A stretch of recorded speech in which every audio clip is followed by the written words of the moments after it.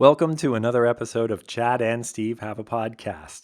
In this very special episode, we welcome the star and co-creator of Clean My Space, Melissa Maker, to talk about the rise of cleanfluencers, gender stereotypes on YouTube, the difference between making YouTube videos and doing live TV, and Melissa shares some fun stories about her journey towards a cleaner life. So without further ado, let's get into it. Hey, welcome back to the show, everybody. This is Chad and Steve Have a Podcast. I am Steve Ramsey, and my co-host is Chad Reynolds. And we're excited today to have Melissa Maker on the show. Since 2009, was it 2009 or 2010? Melissa has been the host of Clean My Space, the biggest channel on YouTube dedicated to helping you not just clean everything, but organize and to kind of to make some sense out of your life. I think that in a lot of ways, this is the core message of Clean My Space. It has a lot more to do than just cleaning. Melissa is an entrepreneur with a successful cleaning business in Toronto. She's got a line of cleaning gear. She's appeared on like tons of TV shows, and she's a best-selling author. Tell us a little bit. I know a lot of listeners to our show probably have heard this story because, well, Chad has told it. And truth be told, Chad is your husband. But I want to hear it from you. Tell us a little bit more on how you got into YouTube, and not just YouTube, but a cleaning channel on YouTube, especially because I know that you don't really particularly like cleaning, do you? I think that's a polite way to put it, without using expletives on the podcast. Here's the thing that I think everyone should know. Chad was entirely instrumental in my entire cleaning career. And I won't use the word entire in a sentence twice again, I promise. We started dating and this is important, in June of 2006. And by August of 2006, Chad had an established career as an entrepreneur, and he was 29 at the time when we started dating. I was 23. I was working a job, a glamorous administration job at a bank. And I say that because it was like a glammed up title, but it was really just admin work at a bank. And I was unhappy. And, you know, one of the things that initially brought Chad and I together was our shared love of entrepreneurship, except he was living the dream and I was the laughing stock of all the entrepreneurs, you know, like the person still doing the job they hate. And Chad encouraged me. My parents weren't too happy about this, but my boyfriend thought it was a good idea that I quit my job at the bank and pursue a business opportunity. So I did that, and Chad brought me flowers to my office and tucked them into the windshield of my car on the day I quit. And he just did that and drove off. He didn't work too far away from where my office was. It was really sweet, Chad. That was a really nice thing. You could do that again if you want. Chad is he's the Ryan Gosling of this podcast. He really is. But yeah, you know, I quit that job. I took a serving job, I was, you know, doing that throughout university anyway. So I was comfortable with that role and I liked it, and it was good money. For me at the time, it was stable, and it allowed me the time to think during the day and kind of plan and consider what I was doing or what I wanted to do. I had a student property at the time that I owned with two other people, and it was such a pigsty. Like, the students were such a disaster. They did not care about the space at all. And seeing that, I felt incensed that like my little baby investment was being so poorly treated by these students. And then on top of that, what I did was I kind of just put it out to the universe. I'm like, just give me a sign. What am I supposed to do? And then I shut up, and I wanted to get into something really like fun and glamorous, like accessories or bathing suits or beauty, something or other. And that's just not the direction that I was supposed to go in, because I started to hear people talk about cleaning, you know, oh, I can't find a good cleaning person, or I hate cleaning, or my friends moved out on their own for the first time and they were working and they had no work-life balance and they couldn't come home and clean. plus the feelings I was having about my student property, it all started to culminate and make sense. You know, when I would run it by Chad, I spoke with my uncle, who was also my business mentor, and with kind of their help, plus my experience working at the restaurant, which was like a great brand. So they had really good training in customer service and all of my business school experience. I put a business plan together. I learned how to clean, not online, because there were no YouTube videos back then. And then Chad was the one who made me my first flyer. I don't know if you can pull up that document and put it in the show notes, but it's hideous, but it worked and it was beautiful at the time. I mean, we would look at it now so many years later and be like, ugh. But you know, back then it was perfect. I imagine it being like one of these flyers, like a band flyer, and he would post it up on street lamps and things. That's pretty much what we. Yeah, that's pretty much what we did. And then we also we emailed the flyer out to friends and family. I left business cards at coffee shops. Like, it was really boots to the ground. And I got my first few clients that way. Chad put my website together because he was in web design. And, you know, he helped me with some of the marketing, the branding aspects of the business. We got little shirts made with logos. Like, he was very helpful that way, and really emotionally supportive. Like, that I think is a huge thing for an entrepreneur. They need that support. And Chad did that for me. And then 5 years later, you know, we got through the recession of 2008. The business grew fivefold that year. And Chad said, right around the time we got married, he said, you know, I think we should make YouTube videos to promote the service business. And I'm like, what are you talking YouTube? Like, that's for makeup. Like, he's like, no, Melissa, I think there's something there.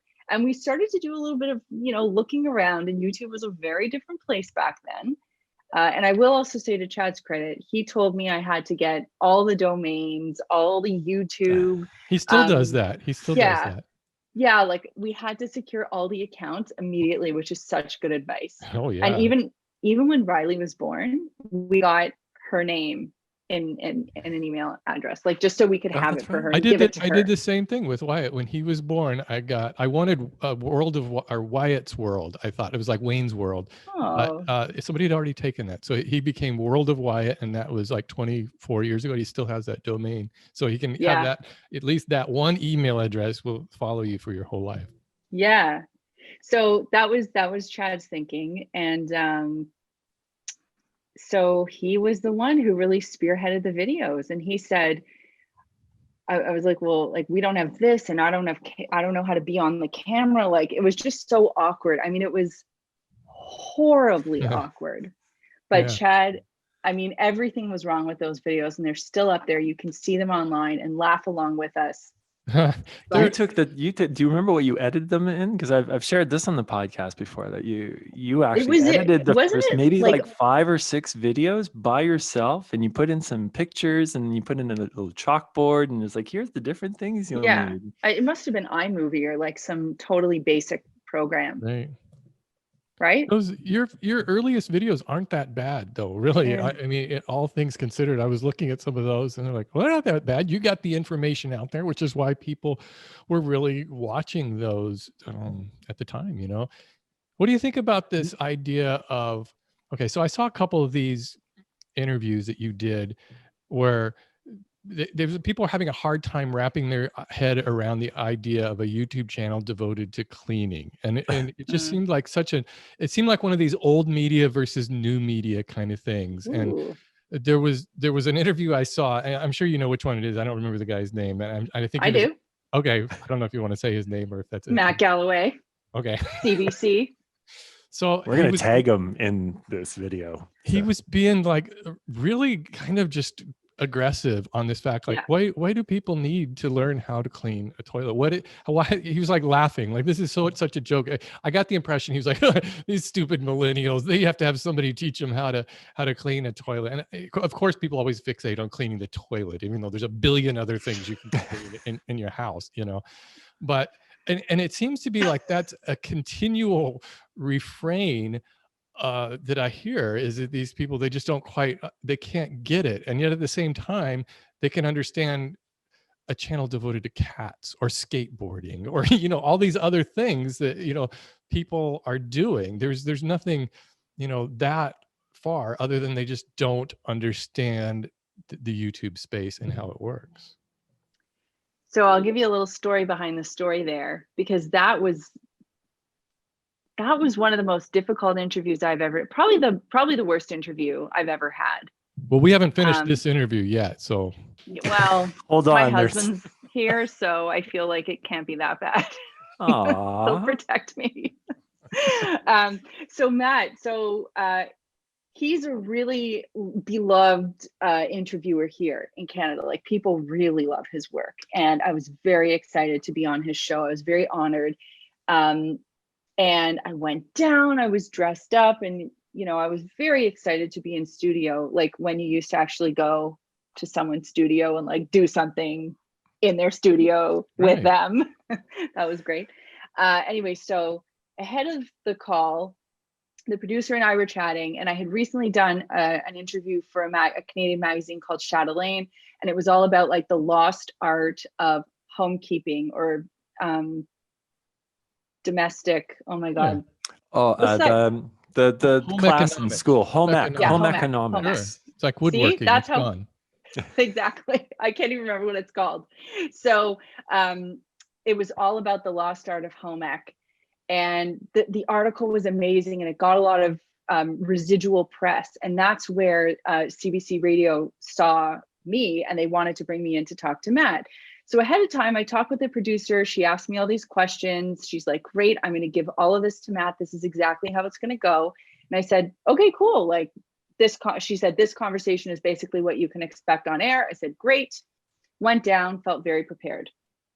Matt was lovely when we were off air. And then they did traffic, they did weather, and we're back on air. And I'm sitting there, and he just changed gears entirely. Damn. And you can see that interview, and it was very difficult. And you're right, Steve. Like, he almost sneered at people that watched cleaning videos, and he treated me as though I was taking advantage of people. Right. Like, here you are, you're this business student, and then you make this YouTube channel and you're taking advantage of people. And he's like, you know, I learned how to fix a sink on YouTube, but who needs to know how to clean a toilet? And to us, I mean, our channel has been predicated upon the fact that cleaning is something that is expected of you to do and expected of you to know, but there is actually a method to it, and no one really talks about it. And I hate cleaning because I found it so frustrating, because my parents, who are lovely, well-meaning people, just never took the time to be like, okay, this is how to clean a toilet, this is how to do this. They were just like, do this, clean that, fix this. And it was frustrating because I wasn't nailing it. So we empower people through knowledge. Knowledge is power, and that's kind of what we offer. I gotta say, I mean, that you handled yourself, you know, brilliantly on that. Had you, when you first started YouTube, did you have that level of self-awareness to be able to handle an interview like that, or was that just something that you just kind of grew into? No, I didn't at all. I actually, and Chad came with me, but I took some media training early on in my career, after 1 or 2 TV segments that I did. And, you know, Chad and I discussed, and we were like, if this is going to be a thing, like, we better learn what we have to do. Be prepared for it, yeah. So, what year was it that the Stephen and Chris show called you to do an ironing segment on their show? You only had the cleaning. I believe that was kind of like the first like media reach out, and they were looking for someone who owned a house cleaning company or a maid service, and they had called some other people, and just, you know, they probably were run by people who didn't have the ability to go on live nationwide television on the CBC and put a segment together for like on this fairly popular talk show in Canada. And sorry, what year was that? Was that like 2013? I think no, Chad. I think it was like, I was still in the condo, so I think it was like 2007. Wow. Yeah. I was entirely unqualified to be on that show. That's funny when you get kind of thrust into those situations and you just kind of deal with it. It's a great learning experience, you know, no matter how you look at it, you're going to take away a lot from that kind of thing. And you went to your mom and you were like, what should I? Because they're like, I you actually jumped went on to, the opportunity because you're Melissa Maker and you literally will just jump all over an opportunity like this. So you're like, yes. yes, I will do it. And now I will figure out how I'm going to do it, which that is your career in like a saying. Like, I'm going to figure out how to do this and do this to the best of my ability. And you did. However, you ironed a few wrinkles into the shirt when you were supposed to be ironing wrinkles out of the shirt. It switched to camera B and it was like close. It was doing a close up right on my hands. And I'm like, so as you can see, this is how you do it. They're like getting a close up of me like hard ironing a wrinkle into a shirt and I'm like pouring sweat. We all do those joke. kind of things. Those happen on a YouTube video. You can always just put a little notation under there. Ha ha! I screwed this up. It doesn't work. Because on YouTube, everybody will just call you out on it. You know. But you know what? Like I like the fact that that's in my history because I think we all have to stumble and screw up.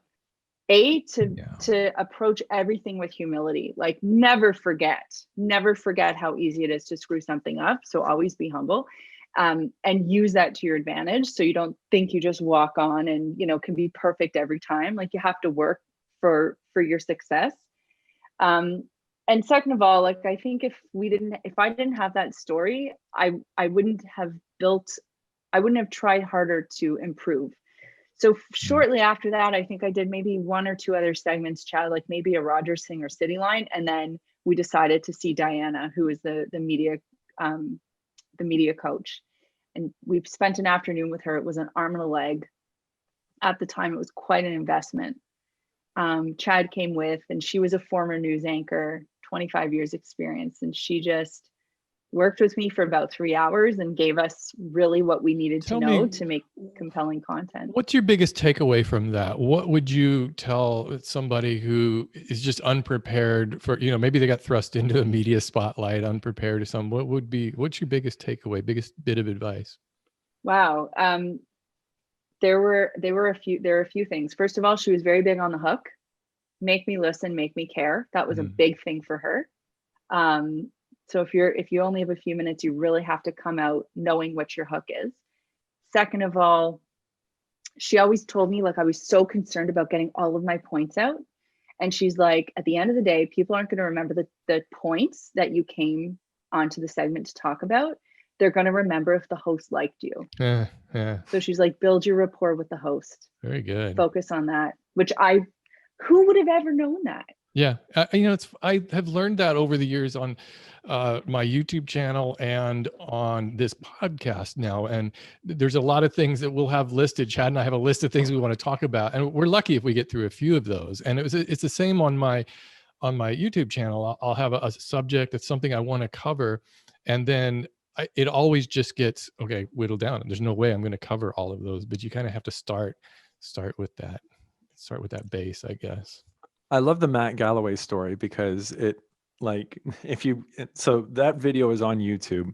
Anybody who's listening to this can search. I think it's like if you search for like Melissa Maker interview or something like that. And there's a picture because there's a video feed as well because they had a camera in the studio. Yeah. And when you got there, you put your purse on the table and you didn't realize that it was like going to be a video as well. And there's a picture of your purse in front of like almost in front of your face.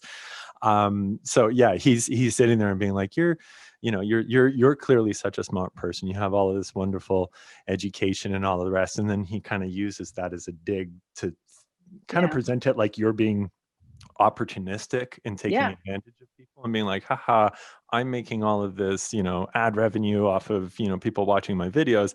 And it's just this stupid content that anybody could do.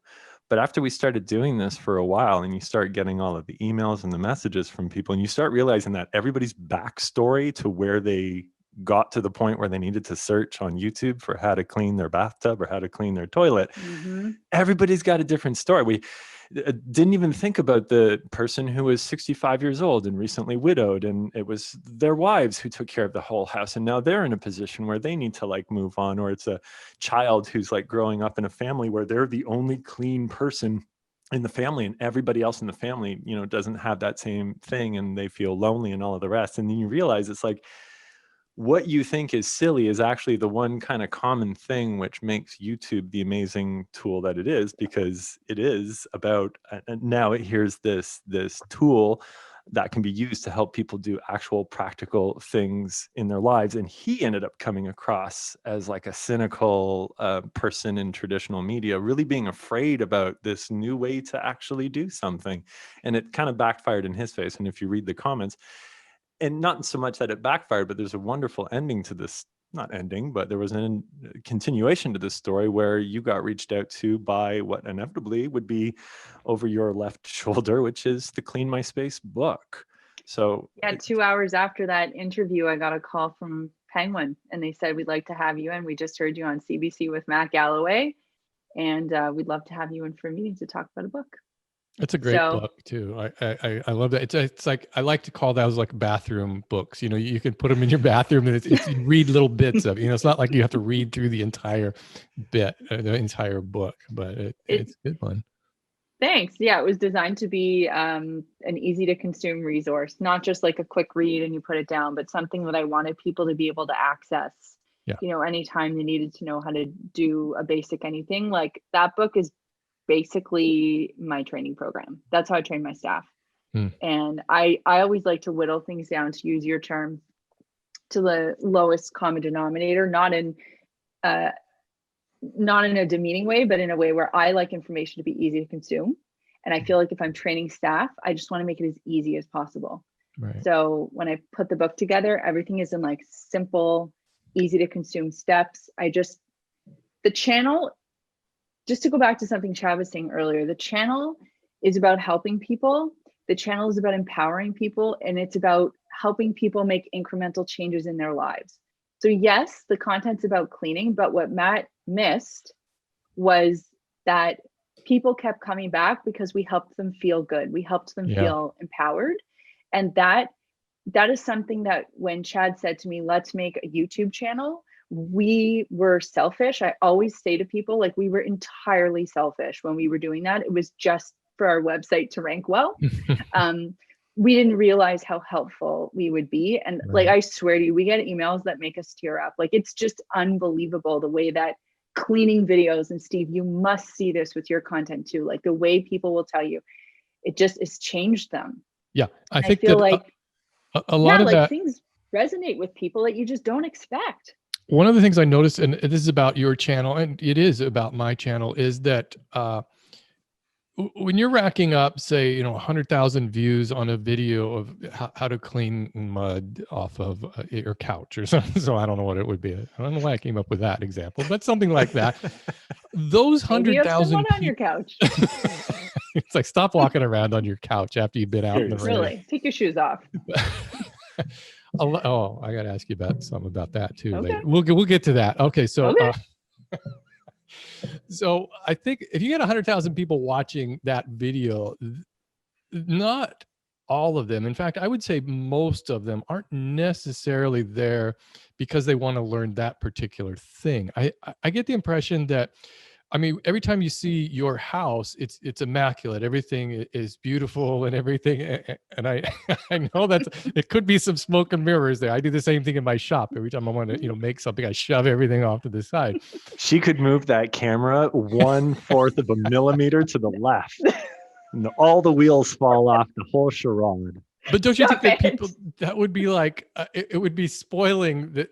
In other words, I think people like to watch these kind of channels in a lot of ways because they're aspirational and it's about a bigger picture, and it's about, I kind of want that lifestyle. I want to be like that. I don't really need to know every detail about every single thing that I'm going to need to know how to clean. But if I start watching this person, she's got a great personality. It's fun to watch her, and the show is well produced, And it's just a nice diversion, and it gives me something to aspire to. I mean, I get that with my woodworking videos from people who don't woodwork at all. They don't own any tools, but they like to watch the videos. Mm-hmm. Yeah, I mean, the one thing I will say is I think we're mildly aspirational because we are realistic in that, you know, we tell people we don't live in a perfectly clean home. I like to say my house is 7 out of 10 on a good day. Which I think is fine. Like it's true, right, Chad? Like I think we all live in 4 out of 10 and 5 out of 10 on a regular basis. I think you start looking around your house and being like, something needs to change when you start getting 2 and 3 out of 10. But yeah, no, 7 out of 10 as being like the cleanest your house is going to get. That's really good. I mean, we're busy people, you know, we both work from home. We have a little girl, like it's a lot of work to keep up. We don't have a nanny. Like it's the two of us just taking care of our house, and it you have to make sacrifices. So I think our audience appreciates our candor and our honesty. And sometimes I find with some of the other aspirational channels in our space, it's almost done to a fault where it makes the viewer feel ashamed that they're not there. And I never want our audience, this is like a communal feeling that our whole team has. Like we never want our audience to feel inferior or unable to achieve something. We always want them to leave a video of ours feeling empowered, even to make the smallest change. Right. I think you're doing a great job on that. Thanks. One of the things. Can I say something, Steve? Please jump in. Because I didn't want to cut you off because I know you have questions, but I do want to say something that you mentioned earlier. And it was either you or Chad actually, but it was about, actually I think it was Chad, how old media, there's this divide between old media and new media.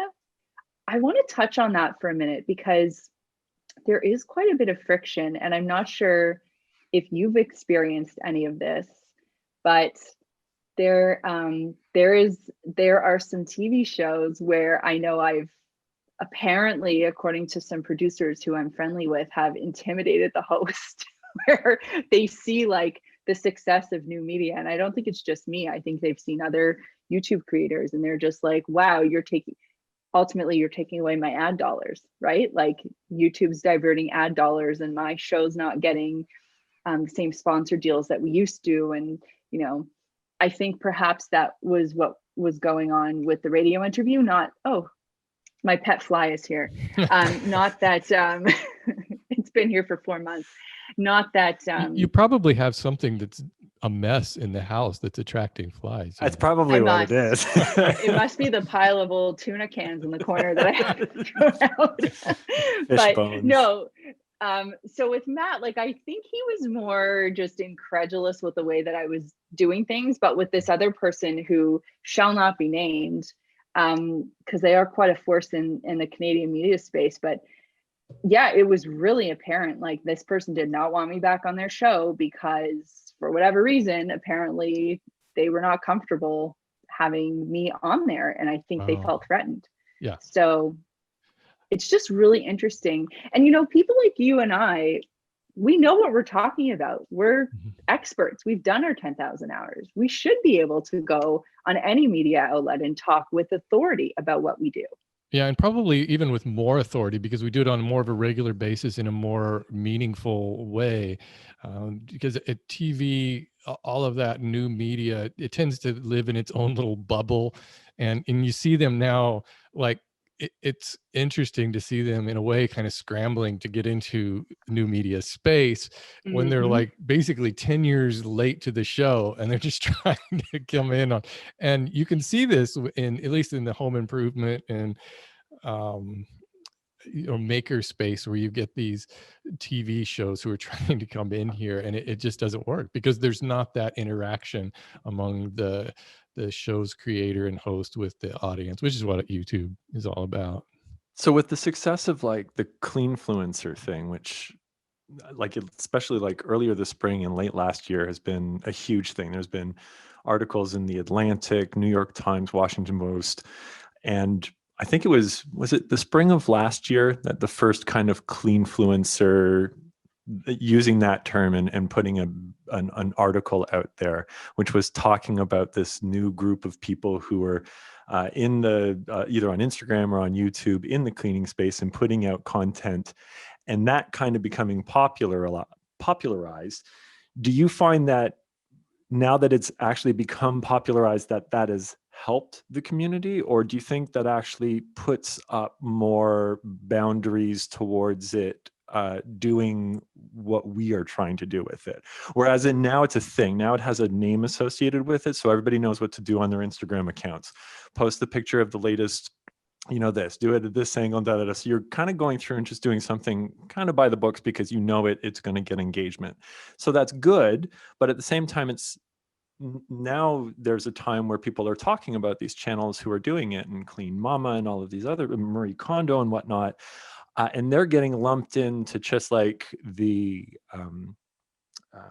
pizzazz of it all, as opposed to what we were trying to do, which was, put out, reliable, useful cleaning information. Do you think it's gotten away from that now that it's become popular and it's more about how many clicks and views and how much money you can make? Well, I'll challenge you on that one, Chad, because if you look at all of those articles that we've been in really good company. Very For much most so. of them. I think Very some much of them so. have some questionable choices, but for most of them, I think we've seen a lot of the same players, right? Mhm. We're always seeing the same people show up. Mm. And that's because I think when a journalist truly does their homework, they can tell who's in it to, make some extra money, and they can tell who's in it because they're an authority on the topic. Like Mhm. Becky knows what she's doing, Marie Kondo knows what she's doing, Lindsay, Queen of Clean, knows what she's doing. Like, these are people who really know what they're doing, and we get talked about a lot because I think that's what people like to see. That's what they like to lean on. And when COVID hit, people were coming to our channel. We had our biggest month in April of last year.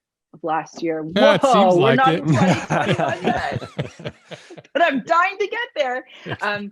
We had our banner April last year. Like, it was our best month because Yeah, people were same here. looking for the expertise, right? They were looking Mhm. for that info, and I doubt they were going to, like, Susie 329, who just does clean with me videos, to find out how to properly disinfect. They were coming to us, right? Right. Yeah, where else are you gonna go? Yeah. And there you don't Yeah. have in your space, you don't really have a lot of competition on YouTube. I mean, when I look for cleaning channels, it's basically clean my space. I mean, there's some others, but nowhere near, or that's one aspect Right. of what they do.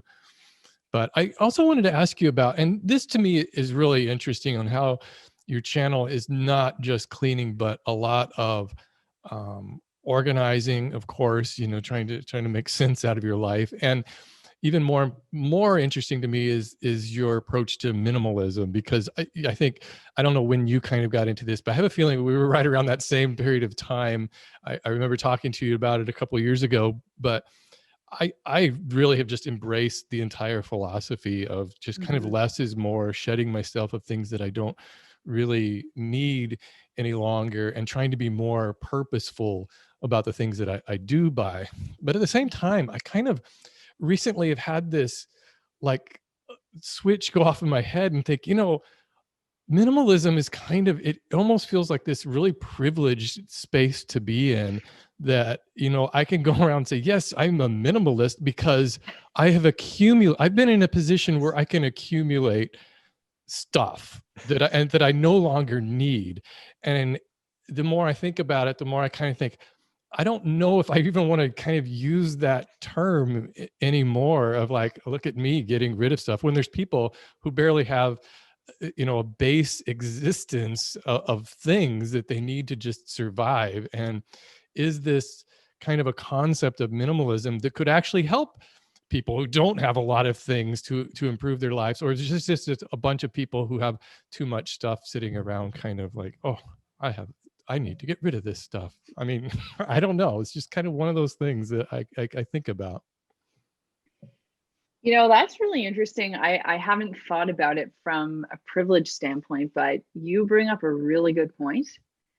The thing that has driven me to talk so much about minimalism. And just to be clear, like, I'm not a minimalist who, you know, is like austere by any means. Like, we have stuff, but going through and decluttering all the time makes me really think about what I buy and really question purchases. I mean, Chad and I have worked on this together as individuals and as a family. Like, it's really important to us. We think about all of our purchases, and we're of the mind where we'd rather spend more money and get the better thing than spend less money and get the cheap thing that we're going to have to replace faster. And that's, you know, from an investment standpoint, a convenience standpoint, and from an environmental standpoint. So minimalism, I think it's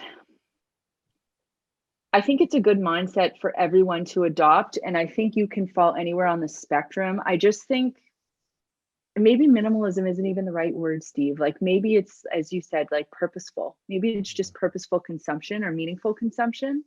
Because what I see, and some of the things that really break my heart on YouTube, are these like massive haul videos where people are going out and buying like seasonal things that they're only going to use, and they're like, this is how I'm decorating for, you know, Thanksgiving 2020, which is entirely different from 2019. So in my mind, I'm like, well, what are you doing with all the 2019 stuff? Like, you spent $400. Where's that? In a landfill that your grandchildren are going to have to deal with someday?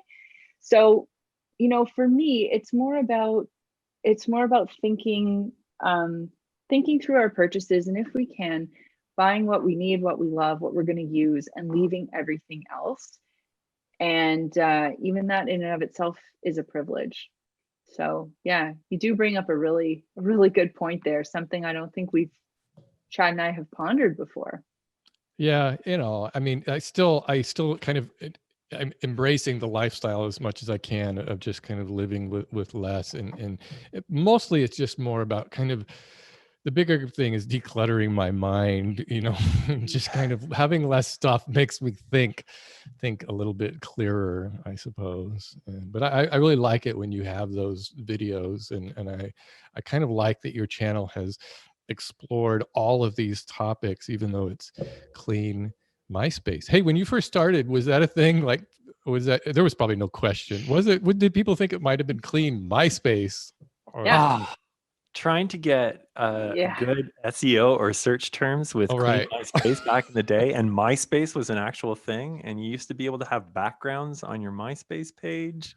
So clean MySpace backgrounds demolished all of the search results. So for a very long time, we had nothing to work with.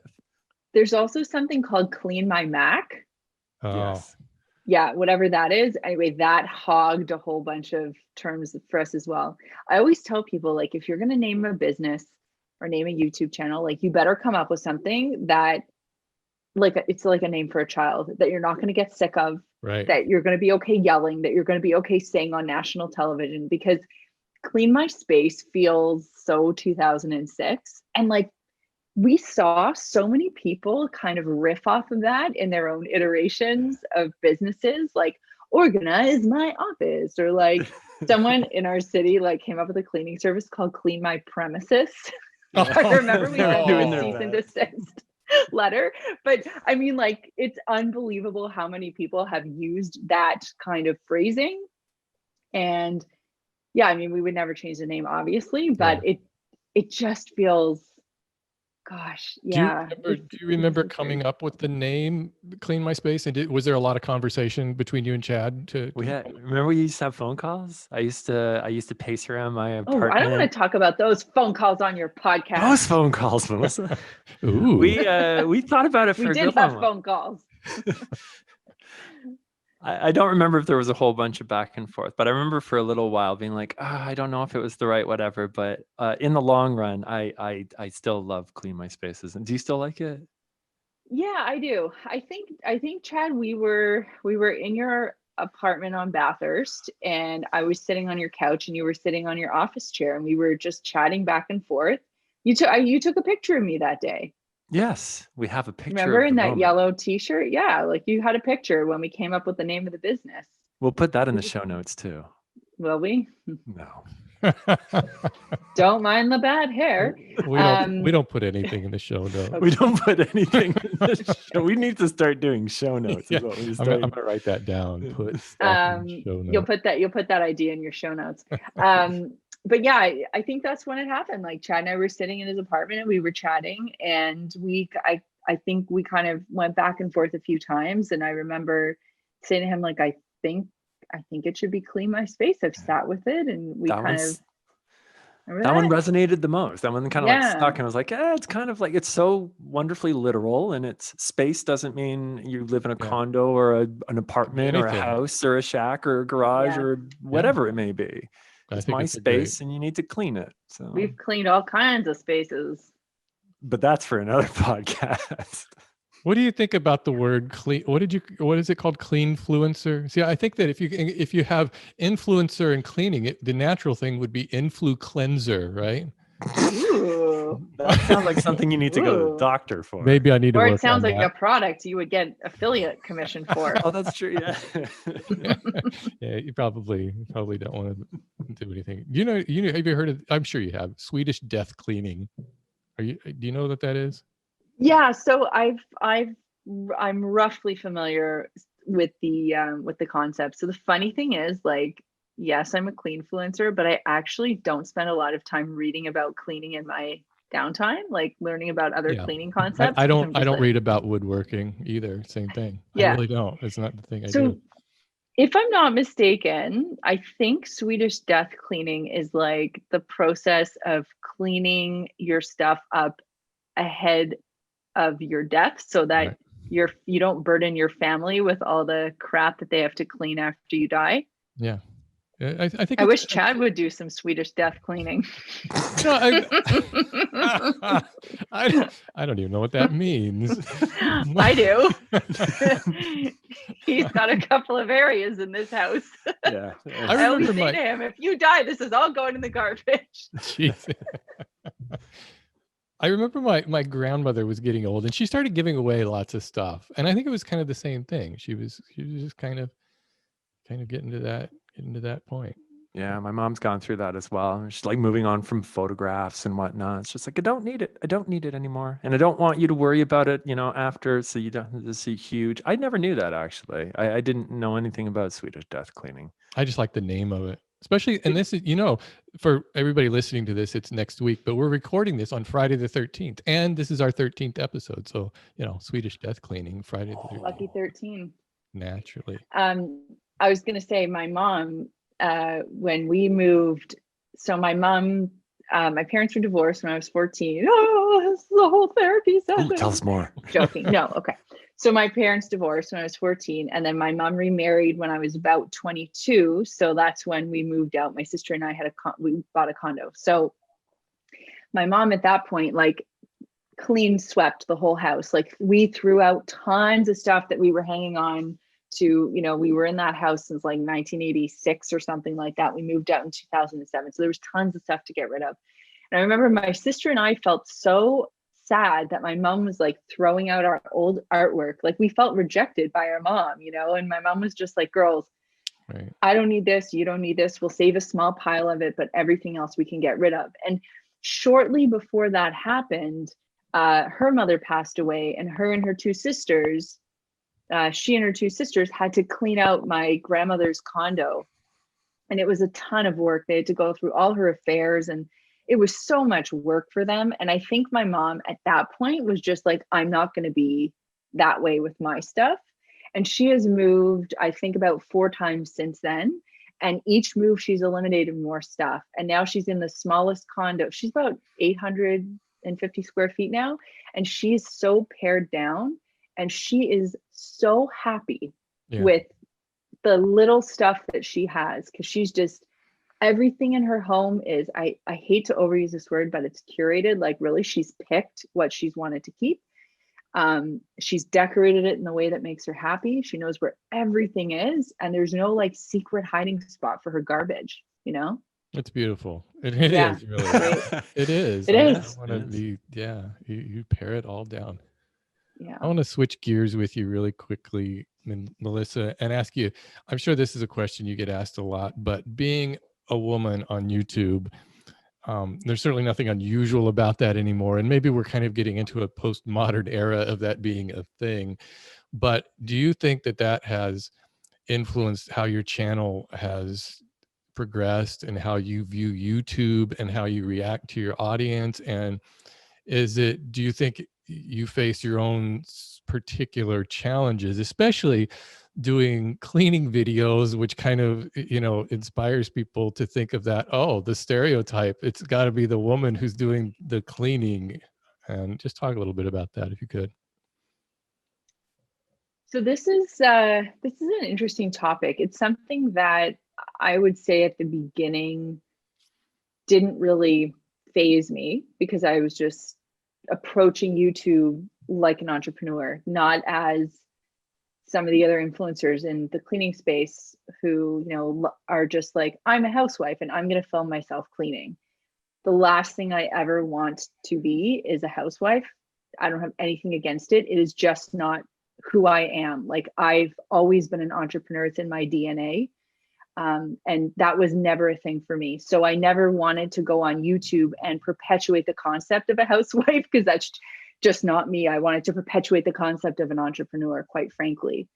That said, I'm well aware, especially now being a mom, of what the weight of that means and looks like. And I think I'm in a unique situation where my husband picks up a lot of my slack. My husband actually is better at doing a lot of the housework than I am. Chad does a lot more cleaning around here than I do, and he's damn good at it. So actually, Chad's really good at tidying, and I'm really good at like the hardcore cleaning. Like, if you want the kitchen to sparkle, you bring me in, and if you want all the crap out of there, you bring him in. Right? Yeah, that's a good way to do it. Chad's not about sparkles. I'm not. No, he doesn't make anything sparkle, but he just lives it down.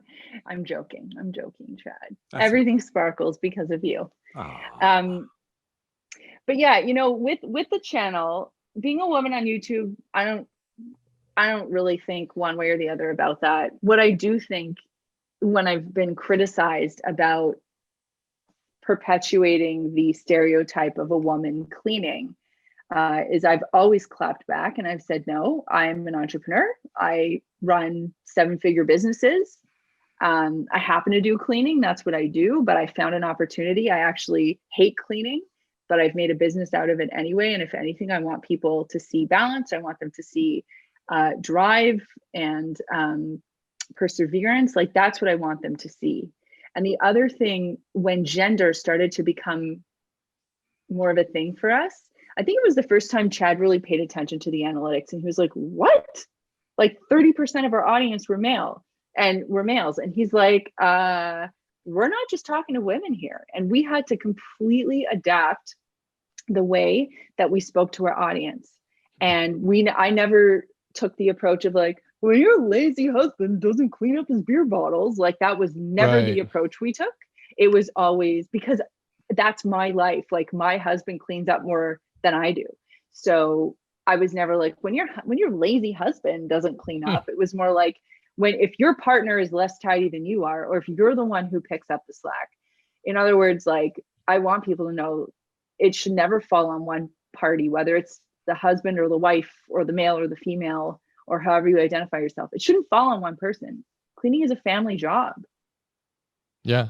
I think that's a good tack that you take. And I think that, I mean, do you think that, have you noticed like the general, like, so comments in your YouTube videos, have they changed over time? Do you think that there was a time when people either wanted to just perpetuate that stereotype, like, this is great to see you cleaning, or were kind of offended by you doing that? Do you think that's just getting less and less now, and people are, because they're taking you seriously? And this actually kind of goes back to a conversation we had a few weeks ago. We were talking about iJustine and how she has to, I think it took her a while for people to take that seriously about, doing tech reviews or something, because at first it's like, oh, I'm just going to look at this person and watch her do their thing. A couple things I want to say. First of all, I just want to make sure that everyone understands I have the utmost respect for housewives, and they work damn hard. And I never want to take anything away from the work that they do. It's a full-time gig. I mean, it's a It is full-time, a full-time job. unappreciated gig Mhm. yeah. Absolutely. And I know I didn't want what I said earlier to come off in any other way aside from the fact that people just understand that wasn't what I wanted to do. And I know there are people who just want to do that, and like full respect to them because it is such a hard job. We've all learned that during COVID. Regarding your comment about iJustine, I mean, the reason why we constantly reinforce cleaning expert, I own my own cleaning business, I've been doing this since 2006, is to constantly remind people that I'm not just saying this because this is my hobby. I'm saying this because like I'm an expert on this topic. I go on television, I'm in magazines, I've written books about it. Like I know what I'm talking about and I want to help you. About comments, I don't read them. And I haven't for years. Actually, Chad reads all the comments and I rarely pay attention to them. And Chad told me I had to stop. is that just because the comments were bothering you? They were taking up too much time? What's your reason behind that? They're inconsequential to me. I have to keep doing what I'm doing, and because this is a partnership for Chad and I, it's almost better for me to be once removed from the comments and let him get the aggregate vibe off a video when he reads the comments. But it's also really helpful that, you know, if someone says you look pregnant in this video, which is the kind of crap like you see every now and then, I mean, I don't need to be reading that. That doesn't help me. No, and it'll be that one comment that'll just like, it ruins your day. Yeah, and if Chad can like filter through that stuff so I don't have to look at it, that's amazing. And that's a big part of what he does. Like he does a lot of the community management, the analytics, the back end stuff. Like he's really good at that, and I'm grateful because he'll tell me, like he actually gives me a bit of a highlight reel of our comments, but I actually don't have to look at them, and that has been lovely.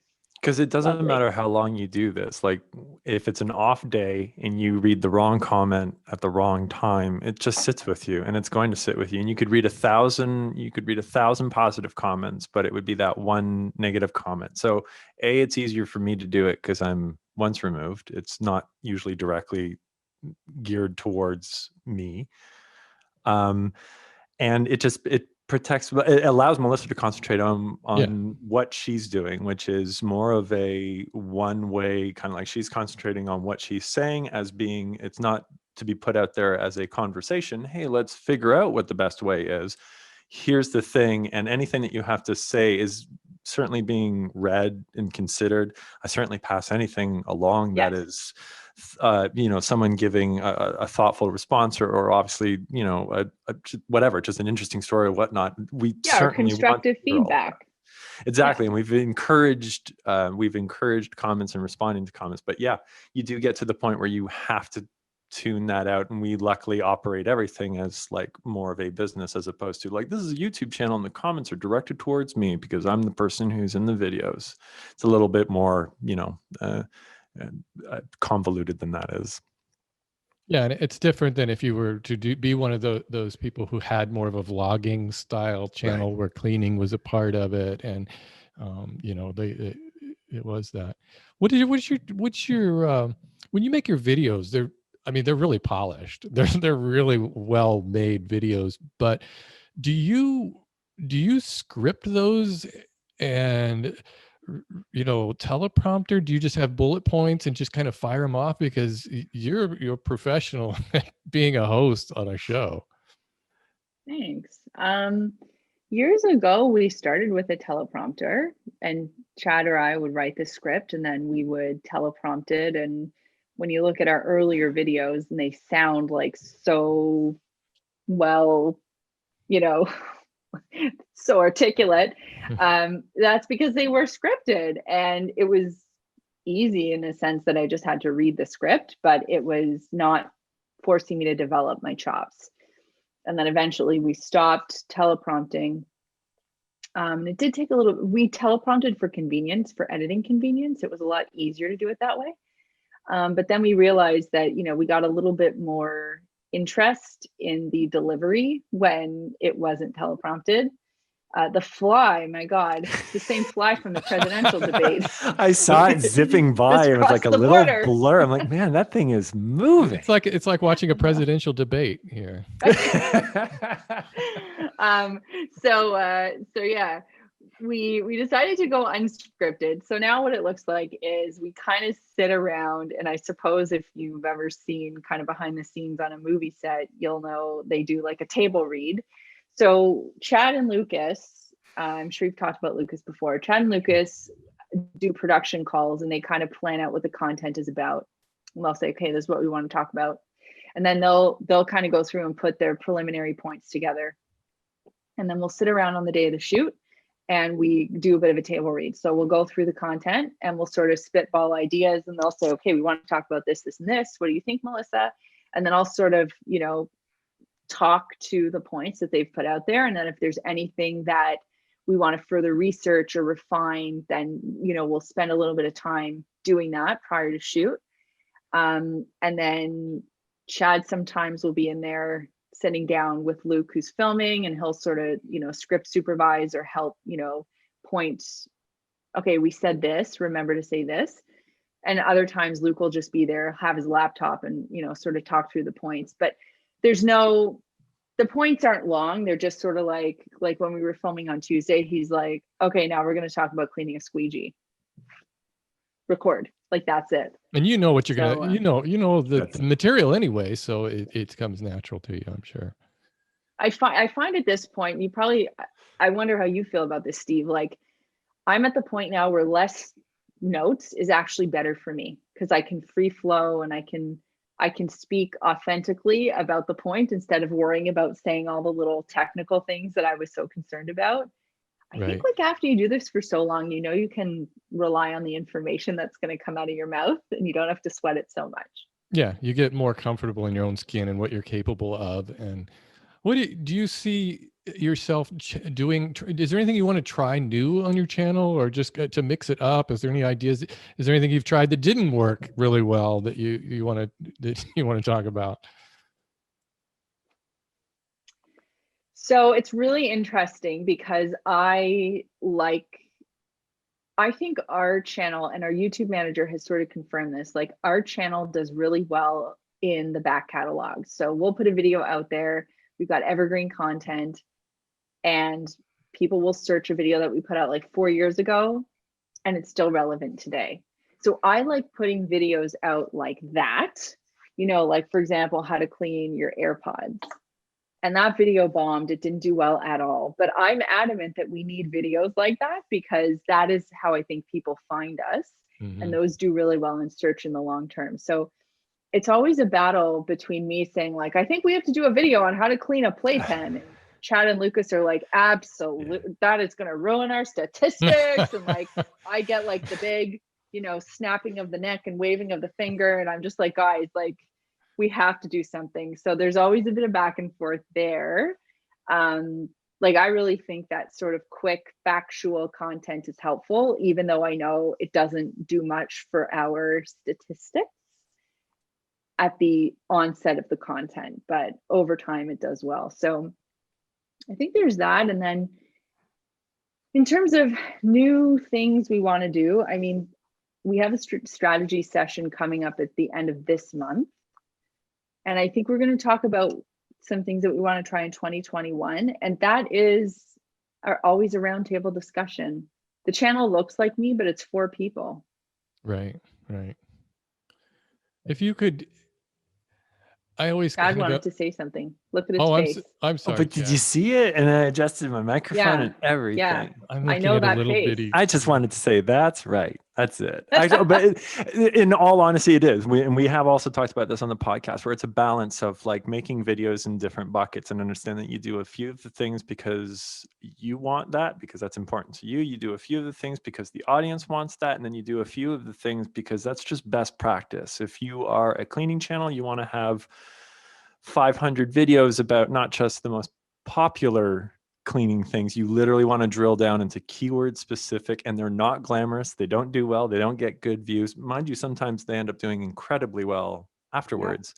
We made a video about cleaning your cleaning tools years ago, and that's taking it to a whole other level, right? Talk about a meta video, right? Where you're like, we just knew it's like, well, it's clearly not like, it doesn't matter, but it is such a, like, there was zero videos, there was zero articles about like how to clean a broom, how to clean a mop, how to clean a scrub brush, and Nice. Anyway, so we did it years ago. It didn't do very well, but over the past couple of years, it has done well. It has more than 1 million views and whatnot. So again, making videos which are keyword specific and not always trying to make the bangers. They all can't be zingers. I think that's a good advice for any YouTuber, is to look at a big picture, look at your whole overall channel health, and that sometimes we get caught on how is this week's video going to perform, when you don't know that, 2 years from now, somebody might be specifically looking for that one thing that you had in there, or a lot of people will be looking for that, and that's their entry point to your channel.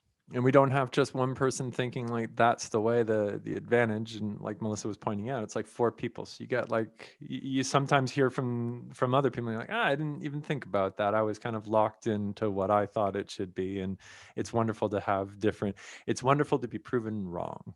Yeah. So. Melissa, before we go, I want to ask you something. This is a total softball question here. I have a softball question. Okay, too.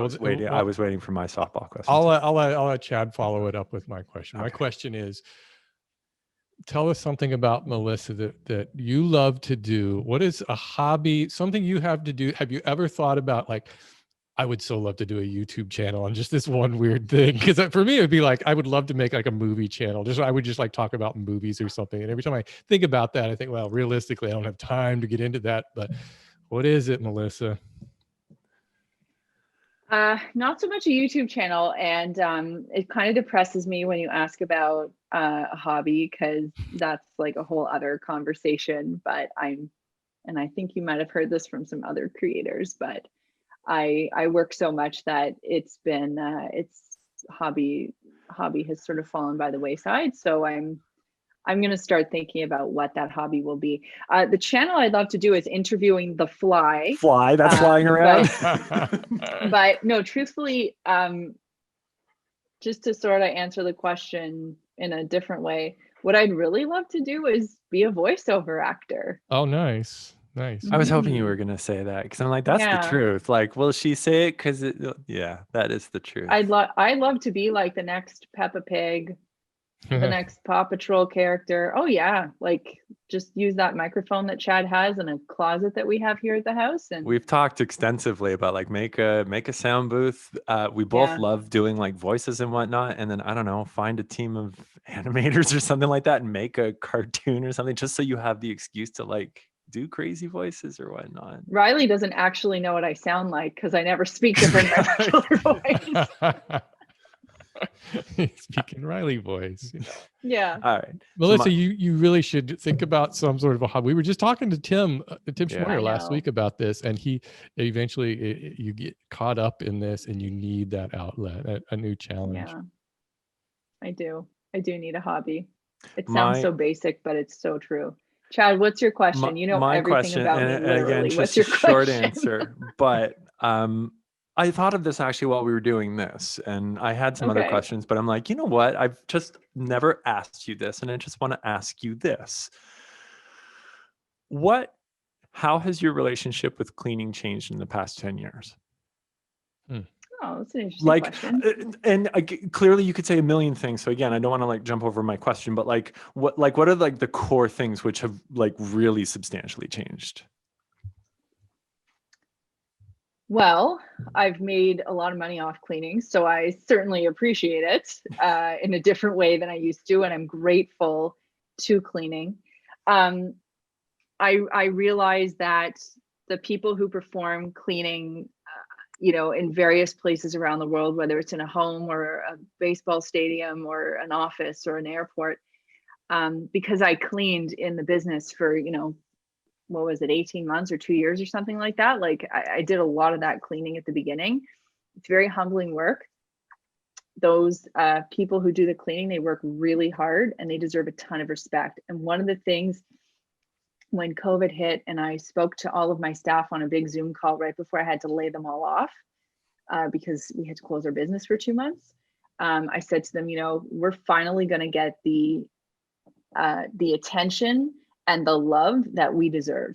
Like cleaning is having its moment. So I think cleaning and cleaners are being much more appreciated now that COVID has happened. And for me, you know, I can't say I like cleaning any more than I used to. It doesn't make my blood boil the way that it used to. I still struggle. I mean, Chad, obviously, you know that. I still struggle with doing it around the house. I am much better at it and I'm much more efficient. But what I will say 100% is how much I appreciate it. I really appreciate it. I mean, a clean space changes my mood. It changes the way our family functions. It changes the way I feel about our house. Like it is so important. And I that is something that's changed for me big time. That's awesome. Yeah, I think people underestimate the power of a clean space. I mean, I have that in my workshop. I just gave this advice last week when I have things that could improve your workflow is just clean up your shop, because there's nothing better than walking into my shop in the morning and having everything put away. There's no sawdust on the floor. There's just, because you walk in and it's a whole different experience. Yeah. And your shop was a whole heck of a lot more cluttered than it is now beforehand, right? When I started my YouTube channel, 12 years ago, and I was of this mindset, and this goes way back, that the best woodworking shops were the ones that you could just see so much stuff in them. There was just all this junk. And then I came to the realization that, wait, I don't really need all this stuff. I'm just getting it for the sake of having it. And that's when I kind of purged everything, painted the walls white. And I'm like, yeah, this is my life. I love it. So nice and bright in there. Yeah, I like it. I like it this way. Although I'm not even using lights anymore. I've been just using natural lighting, which is kind of cool too.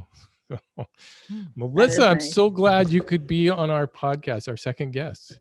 I had to pull a few strings to get you on the show, but here we go. I heard. He knew someone. Yeah. I know that e-transfer is coming to Chad later.